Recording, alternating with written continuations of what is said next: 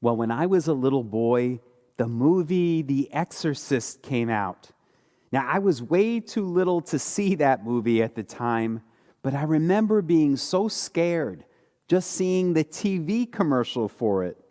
Whenever that commercial came on, my brother and I would go running out of the room in fear.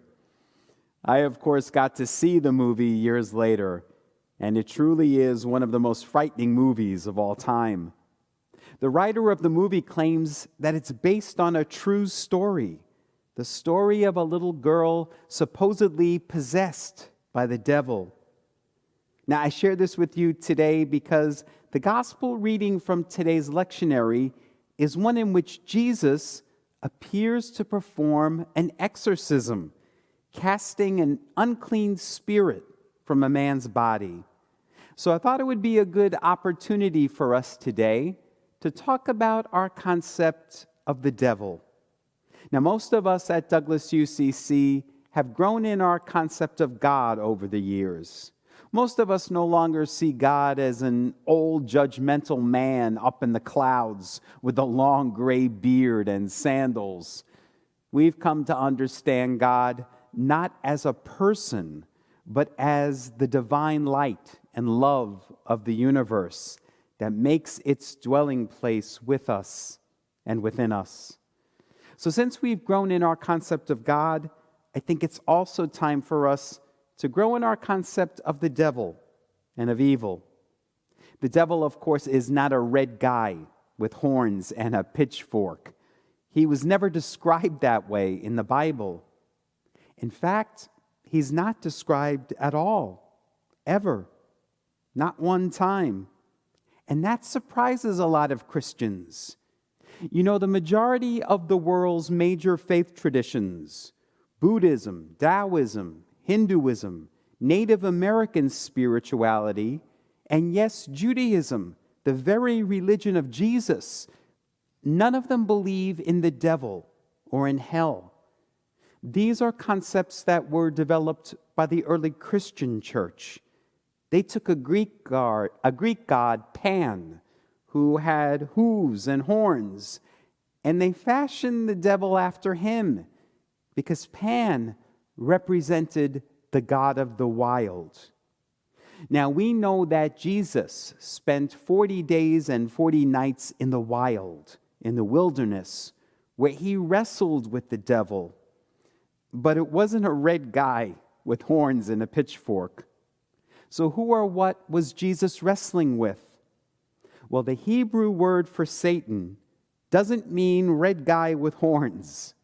It means adversary, opponent, stumbling block, something getting in the way of our spiritual growth and understanding, something that's trying to keep us from fulfilling God's purpose for our lives.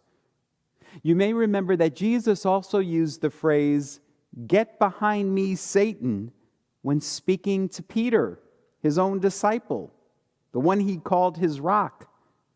Obviously, Peter was a great apostle and a great friend of Jesus. So Jesus wasn't saying that Peter was the personification of evil. Jesus called Peter Satan because Peter was reacting in fear, trying to keep Jesus from going to Jerusalem and from fulfilling his purpose. So Jesus said to him, "Get behind me, Satan. You are a stumbling block to me, for you are not setting your mind in God's interest, but in man's." During his time in the wilderness, Jesus had to face the adversary. He had to wrestle with his demons, to face the voice of temptation that sought to keep his mind on worldly things, that sought to keep him from fulfilling his divine purpose. And that voice, was it coming from outside of him or from within him? Some Christians believe that Jesus, as a baby in the manger, already knew he was God. But if that was so, then he would have no temptations to overcome, right? No, Jesus, at the age of 30, is awakening to his divine consciousness, to his understanding of his oneness with God. And in doing so, he must overcome the voice of the human ego. That is what the spiritual journey is all about. Overcoming the voice of the ego, the voice that has its mind set on man's interest, not God's. That's why some contemporary spiritual teachers have referred to the word ego as an acronym, standing for edging God out.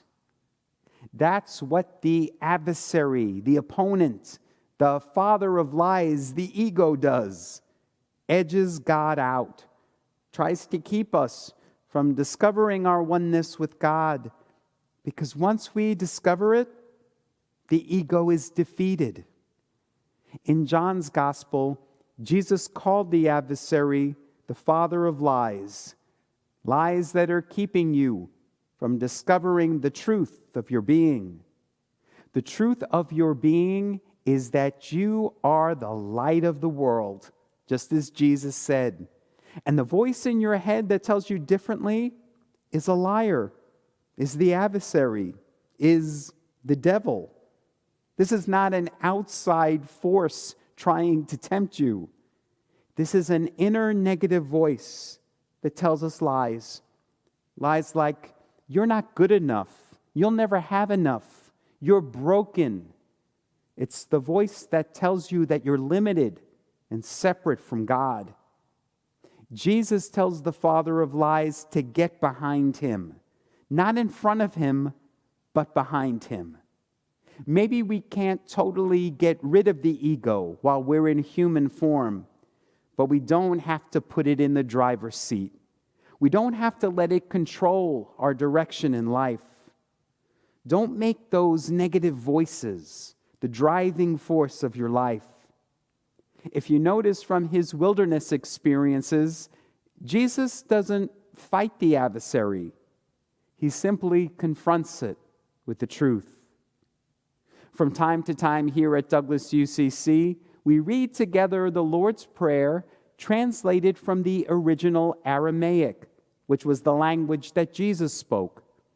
And the line that says, "Lead us not into temptation, but deliver us from evil," translated from the Aramaic means, don't let surface things delude us.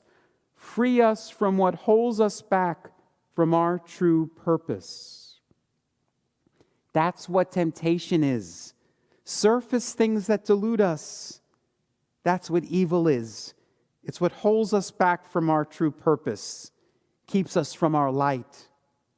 We sin when we're forgetful of our divine nature and when we act against the interest of our true self. Or as Jesus told Peter, it's when we have our minds not on God's interests, but on man's interests. Now, what of the word hell? Well, again, it may surprise you, but Jesus never uttered the word hell. Never. Not one time. Jesus was Jewish. Jewish people do not believe in hell. The word Jesus used was Gehenna. Gehenna was an actual place in Jerusalem that was a trash dump. It was a place on the outskirts of town where people burned garbage, a place where they burned anything that was unclean, including bodies.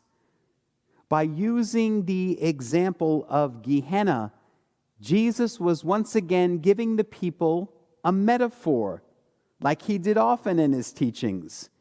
He was trying to tell them, if you're living outside of God's purpose for your life, if you're living outside of the kingdom or on the outskirts of the kingdom, then it's like you're living in a garbage dump that is on the outskirts of town, a dump that is continually burning. Jesus, as he did in all of his teachings, was not talking about the next life. He was talking about this life. He wasn't referring to hell as a place you go to after you die. This concept, once again, was created by the church hundreds of years after Jesus died. Bishop John Shelby Spong, who at 91 years old is one of the world's leading theologians, a man who has devoted his entire life to studying the Bible, said this: "I don't believe hell exists. Religion is in the control business. If you have heaven as a place where you are rewarded and hell is a place where you are punished, then you have control over the population." And so the church created this fiery place which quite literally scares the hell out of people. And it's all part of control tactics. The title of my homily today is Spiritual Freedom, because when we break free from these control tactics, be they from the church or from the voice of the ego, we're liberated, we're emancipated, we're free. Jesus frees the man in today's gospel story, frees him of the dis-ease, the negativity that's been controlling him, possessing him, keeping him bound. So my question for you today is, what thoughts or beliefs are controlling you? What thoughts or beliefs are keeping you from living a life of spiritual freedom? The good news is you don't have to be controlled by them anymore. Stop blaming your negative thoughts and circumstances on outside forces when in fact you have the power within you to be free of them. As we heard in our words of integration and guidance today, heaven and hell are not literal places. They are states of consciousness. So why are you living in Gehenna when you could be living in the kingdom? When you know this truth, really know it, and start living from it, you will be set free.